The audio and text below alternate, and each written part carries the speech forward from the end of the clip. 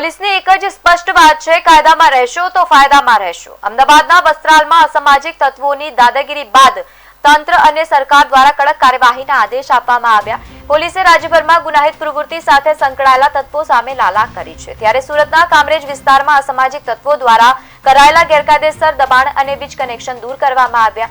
વીજ અધિકારીઓને સાથે રાખીને કાર્યવાહી કરવામાં આવી। પોલીસની કાર્યવાહી બાદ અસામાજિક તત્વોમાં ફફડાટ ફેલાયો છે। ગુજરાત રાજ્યના માનનીય ડીજી સર વિકાસ સહાય સરના આદેશ અનુસાર ગુજરાત રાજ્યના તમામ પોલીસ સ્ટેશનમાં રહેતા અસામાજિક તત્વોની એક યાદી બનાવવામાં આવેલ છે। જે અસામાજિક તત્વો પર કડકમાં કડક કાર્યવાહી કરવા માટે Surat range IG Shri Premvirsinh Yadav sir તથા સુરત ગ્રામ્ય જિલ્લા વડા શ્રી હિતેશ જોઈસર સરની સૂચના અને માર્ગદર્શન હેઠળ કામરેજ પોલીસ સ્ટેશન વિસ્તારમાં રહેતા અસામાજિક તત્વોની એક યાદી બનાવવામાં આવેલ।